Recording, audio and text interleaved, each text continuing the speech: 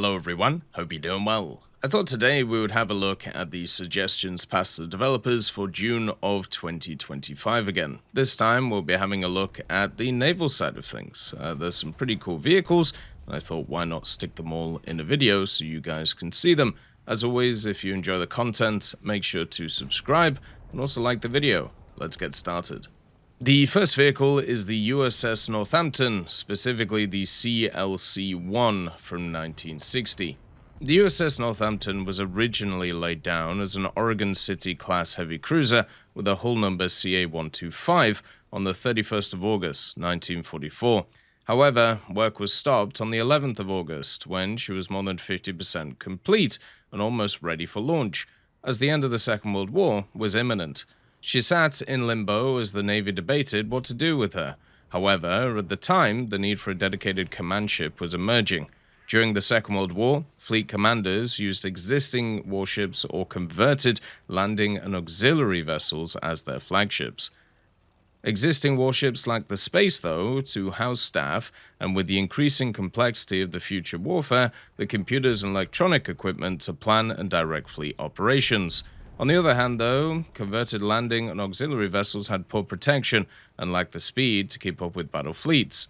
Additionally, as it was expected that the new supercarriers might not have an island, an additional pilot ship may be needed to remotely control the carrier, although this was later solved by the angled deck. Therefore, it was decided that a warship should be fully converted to become a dedicated fleet command vessel, and the incomplete USS Northampton was chosen. Designers tried to keep structural modifications to a minimum, but it soon became obvious that even as a heavy cruiser, the Northampton was not big enough. Therefore, an extra deck was added to increase space. The armament was significantly reduced, but still enough to provide anti-air self-defense. Work resumed in 1948, and the Northampton was commissioned as CLC-1 on the 7th of March 1953. After her shakedown cruise, she spent a few months testing her new equipment before finally beginning to perform her flagship duties. First assigned to the Commander Battleship Cruiser Force, the Atlantic Fleet, she later served as command ship for Commander Amphibious Force Atlantic Fleet, and then the Commander 6th Fleet. She finally settled as the flagship of the Commander Strike Force Atlantic, and held this position intermittently over the next 15 years. During her service, she often received high-ranking officers and officials, as well as foreign dignitaries. King Baudouin of the Belgians, King Olav V of Norway, and Presidents Kennedy and Johnson had all visited the ship. Starting from the 1960s, she began serving as a National Emergency Command Post Afloat platform and was given the new designation CC-1. The idea was that in the event of an all-out nuclear strike on the US, the President and government and military staff could be flown to the USS Northampton or other NECPA ships, where they could safely direct second strike efforts and ensure total war. To this end, she was fitted with more and more electronics, and her armament was gradually removed to reduce maintenance requirements. She was decommissioned on February in 1970, by which time her only armament was a single 5-inch gun. She was stricken from the Naval Register in 1977 and was presumably scrapped later. When it looks at the proper complement when this was built, and also in 1960, the vehicle had 4 5-inch caliber Mark 42 guns, 4 3-inch Mark 26s in twin mounts, and then also 6 twin-mounted 50 or 20mm cannons, depending on who you ask. We have a large ship for the British. It's the HMS Agincourt. This was a dreadnought-type battleship initially ordered in the British dockyards of Sir W.G. Armstrong Whitworth and Company Limited by the Brazilian government in 1911 due to the South American dreadnought race, and was to be named the Rio de Janeiro. Ship was laid down on the 14th of September 1911 and launched on the 22nd of January 1913. However, Brazil, crippled with political and also economical issues, had to give up on the project, and the ship was sold to the Ottoman Empire on the 13th of December 1913 for £2,750,000 and received a new name, which was the Sultan Osman I. Near completion, the Great War broke out, and the British government seized her on the 3rd of August in 1914 for use by the Royal Navy, together with another Ottoman dreadnought being constructed in Britain, which was the Resad V, or the Resadi class, called the HMS Erin after seizure. It's said this event caused such a significant disturbance in the relation between the Ottomans and British Empire, it made the Ottomans join the Central Powers.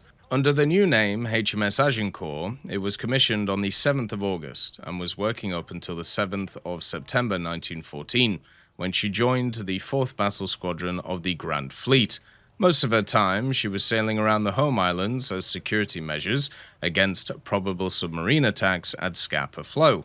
Right before the Battle of Jutland, she got assigned to the 1st Battle Squadron of the Grand Fleet.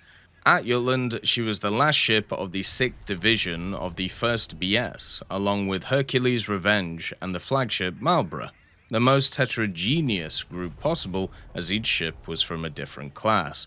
The 6th Division was the starboardmost column of the Grand Fleet as it headed south to rendezvous with the ships of Admiral Beatty, then engaged with their opposite numbers from the German High Seas Fleet in the North Sea. Admiral Jellicoe, commander of the Grand Fleet, kept it in cruising formation until 1815, when he ordered it to deploy from column into a single line based on the port division, each ship turning 90 degrees in succession. This turn made the 6th Division the closest ships in the Grand Fleet to the battleships of the High Seas Fleet, and they fired on each ship as they made their turn to port. This concentration of fire later became known as Windy Corner to the British, as the ships were drenched by German shell splashes, although none were hit. At 1824, Agincourt opened fire on a German battle cruiser with her main guns. Shortly afterwards, her 6-inch guns followed suit as German destroyers made torpedo attacks on the British battleships to cover the turn to the south of the High Seas Fleet. Agincourt successfully evaded 2 torpedoes, although another struck the Marlborough. Visibility cleared around 1915, and she engaged a Kaiser-class battleship without result before it was lost in the smoke and haze. Around 2000, Marlborough was forced to reduce speed because of the strain on her bulkheads from her torpedo damage, and her division mates conformed to her speed. In the reduced visibility, the division lost sight of the Grand Fleet during the night, passing the badly damaged battlecruiser, the SMS Seydlitz, without opening fire. Dawn found them with only the detritus from the previous day's battle in sight, and the division arrived back at Scapa Flow on the 2nd of June. Agincourt fired 144 12-inch shells and 111 6-inch shells during the battle, although she is not known to actually have hit anything. Other than occasional patrols, the rest of her service was pretty much uneventful. She was stationed at Scapa Flow in order to provide protection of Scandinavian convoy routes if needed. Being transferred to the 2nd Battle Squadron, she was present at the surrender of the High Seas Fleet and put at the reserve at Rosyth on the March of 1919.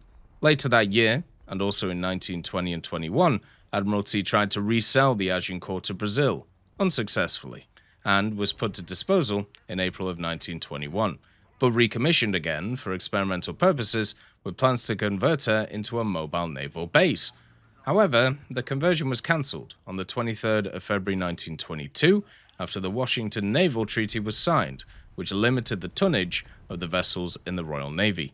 The HMS Agincourt was sold for scrap on the 22nd of January 1923 for a mere £25,000 and met her fate around January of 1925. For Japan, we have the Hatsuyuki class of destroyers. This class of destroyers were a class of 12 destroyers built for the Japanese Maritime Self-Defense Force between 1979 and 1986 as the first of their new general-purpose destroyers.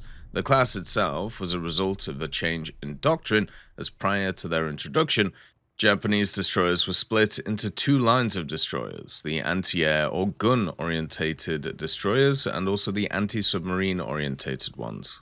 By the 1970s, it was however concluded the need to change the existing fleet formations given the Soviet submarine threat. In this, the Japanese moved to a new 8-8 concept, and in terms of what this 8-8 concept entailed, Each of the formations will be made up of 8 ships, and in total also have a total of 8 helicopters at their disposal. In terms of these formations, they were intended to consist of a single helicopter destroyer, which would have 3 helicopters, followed by 5 of the new general-purpose destroyers, which would carry a single helicopter each, with the last 2 ships being guided missile destroyers, which would not have helicopters. In particular, with the general-purpose destroyers compared to the ASW-orientated destroyers they're replacing, they introduced 2 major improvements, that being the aforementioned helicopter, which previous destroyers do not have, and the other was the inclusion of surface-to-air missiles, which improved their defense against aircraft, not to mention being equipped with Harpoon anti-ship missiles. It also should be noted that while these ships received surface-to-air missiles, they would be equipped with less capable missiles compared to the guided ones on the destroyers, which were still in the primary means of fleet defense. In terms of the armament they had, their gun armament consisted of a single Otto Melara 76mm, an anti-air armament of 1 octuple Mark 29 surface-to-air missile with the RIM-7 Sea Sparrow missiles, an anti-ship armament of up to 8 RGM-84 Harpoon anti-ship missiles in 2 Mark 141 launchers placed on the sides of the ship, an octuple Type 74 ASROC launcher, and finally a torpedo armament of 6 12.75-inch Mark 32 torpedo tubes in 2 triple mounts. It should also be mentioned that during the construction of the class, they were modified with 2 20mm Mark 15 phalanx CIWS on the sides of the ship, with incomplete ships being completed, with them equipped and existing ships refitted with them. For the Hatsuyuki, the first ship would enter service starting in 1980, with the rest of the class gradually entering service over the 80s up until 1987. Despite being new ships, the design of the Hatsuyuki class had shortcomings in its design, as budget restrictions resulted in them being less durable and having worse equipment than was originally desired. As such, even before the final ship of the class had been laid down, work on their successors, the Asagiri class, had begun in 1986, which would consist of 8 ships and would not have the limitations of the Hatsuyuki class. In regard to the Hatsuyuki, they would remain in service for the most part up until the 2010s, when most of them were decommissioned, with some being taken out of service and being reclassified into training vessels. These latter vessels would remain in service for longer than the last of the training vessels being decommissioned at the end of 2021. As always, I hope you have a wonderful day, and I'll see you next time. I'd just like to thank GMG Smiley, CD Beans, Chieftain Mike, EMN3 Galaxy, Tulio Pontecorvo, Brendan Quinn, Carrion Crow, Gus Irenicus, Pyman, Wartinder, Teddy, Daniel Stanton, Martinez, B. Young, Ozzy Panzer, Alan Hacker, Liam Shear, Opium Prime, Lafouche, Sem, Aslan, Uncle Bean, and Derek R. for supporting the channel.